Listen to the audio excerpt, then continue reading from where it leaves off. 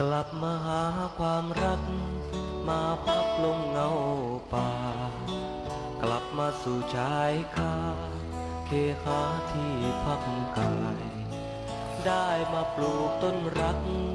ปลูกฝักให้ดวงใจฝากฟ้าที่กว้างไกล